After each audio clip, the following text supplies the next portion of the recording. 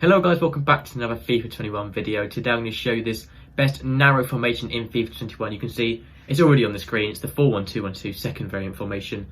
Narrow formation, you can see there's no wingers, no wide players, no left mids, right mids. The widest players there are is the fullbacks, but it's by far the best narrow formation in the game. It just works so well. I've been using this for so long along with the 4-4-2, which is my wider formation, and I use this one for more narrow formation, and it's just so good to keep possession, as well as to fast build up and to score very quickly. As there's sort of a diamond shape in between the CDMs, cam and two centre mids, and you can link up to these strikers so perfectly. It also does work very well for chemistry as well, and to build a team round, and just in game it is just so good. So we're going to get straight into the custom tactics so you can get using this formation and play with the game with it. So for the custom tactics, for the defensive style, I recommend to use balanced. Just go with balance with whatever formation you're going to use in the game. I never really like to change anything apart from balance, so I just stick with balance for the defensive style. Width I keep on 5, and then depth personally I play on 6. But if you're less comfortable defending, you might want to drop it down to 4. If you're sort of in the middle, go 5. And if you want to play a slightly higher line, which is a bit harder to defend with, but it does apply more pressure on the opposition, and you can win the ball back quite easier, go with 6. So 4 basically to 6, depending on how comfortable you feel defending. 4 if you're less comfortable defending, and 6 if you're more comfortable defending.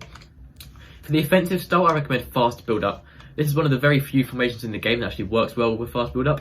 Long ball is just sort of completely used with this formation. It's too predictable, and there's no wide players. Balance does work quite well. My fast build up is almost broken and sort of so meta. It works so well, just this formation in particular. Width I keep on 5. You can play 6 if some people do actually play their left mids and right mids in left centre mid and right centre mid, so they push out a little bit more. Personally, I don't do that as much, so I do prefer to use 5 on the width, but if you are going to do that, use 6. Otherwise, just use 5. Players in the box play on 6 to help get a few more players in the box, because when you're going to have more players in the box, it's much easier to start an attack and much easier to score goals. For the corners, leave on 3, and then the free kicks just play on 2 or 1. That's not very important, really. I personally just use 1. For the player instructions, both your strikers should be on stay central. This is the centre of the pitch in line with the opposition goal, and they're sort of always in line and not drifting out too wide. So stay central on both your strikers. Also, you should use getting behind so they can forward onto the defence.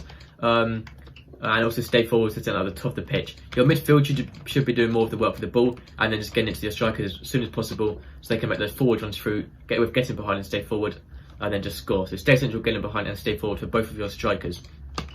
For your cam, you stay forward as well, so they're helping out the strikers and keeping the nice diamond shape and not dropping back in line with the midfield and sort of staying in the cam position.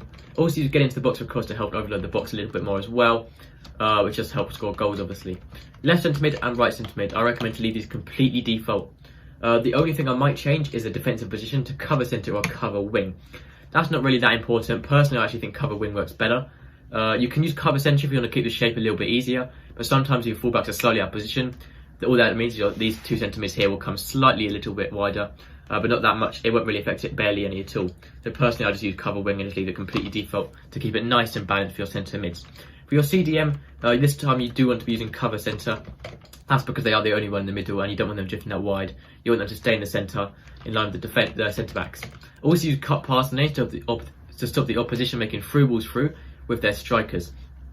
And for the attacking support, use stay back while attacking, so they're staying back in the CDM position.